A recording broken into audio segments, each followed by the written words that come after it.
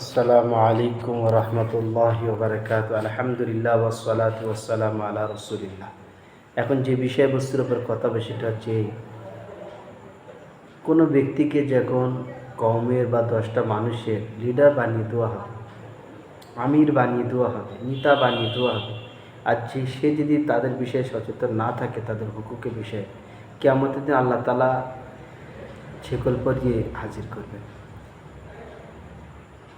এমনকি বলা হয়েছে যে মুসলমানদের সাথে জান্নাতে প্রবেশ করবেন না। আসুন হাদিস থেকে শুনি। আন আবি হুরায়রা রাদিয়াল্লাহু তাআলা আনহু قال قال رسول الله صلى الله عليه وسلم ما من أحد يؤمر على عشرة فصاعدا لا يقسط فيهم إلا جاء يوم القيامة في الأصفاد والأغلال رواه الحكيم।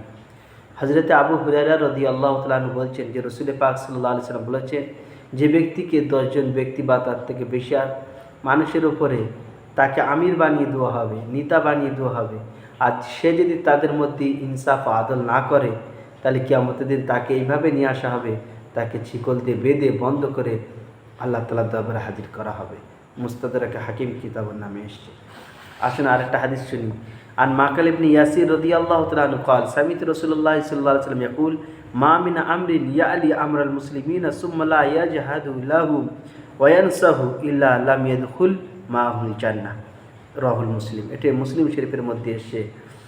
হযরত মাকিল বিন ইয়াসার বর্ণনা করছেন যে আমি রাসূল পাক সাল্লাল্লাহু আলাইহি সাল্লামকে কথা বলতে শুনেছি, যে ব্যক্তিকে আমির বা নেতা বানিয়ে দেওয়া হবে, মুসলমানদের জিম্মেদার বানিয়ে দেওয়া হবে, সে যদি মুসলমানদের খায়ের খা মুসলমানদের উপকারের চেষ্টা না করে, ও মুসলমানদের সাথে জান্নাতে প্রবেশ করবে না। তাহলে কত ভয়ঙ্কর হাদিস। আজকে ধরেন গ্রামের পঞ্চায়েতের মেম্বার, বুথ সভাপতি, প্রধান, পঞ্চায়েত, এমএলএ, এমপি, মুখ্যমন্ত্রী, প্রধানমন্ত্রী, কি অবস্থা আল্লাহ তাআলার দরবারে হাজির হবে এবার বুঝে নেন।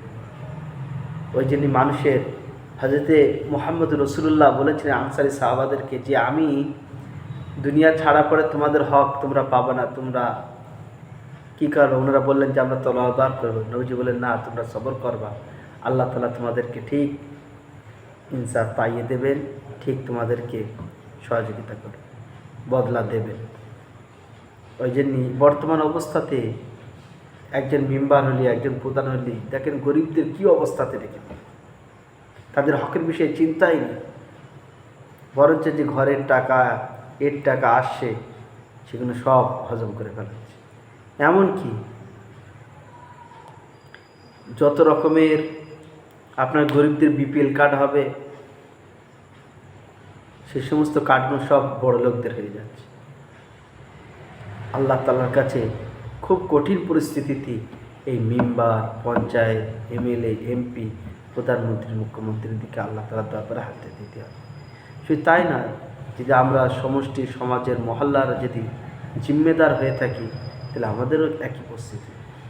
বোঝা গেল দুটি হাদিসকে সামনে রেখে যে আপনার দ্বারা সবসময় মুসলমান তথা পুরো জাতিকে, পুরো পৃথিবীর মানুষকে উপকারের চেষ্টা করতে হবে, ক্ষতি করার চেষ্টা নয়।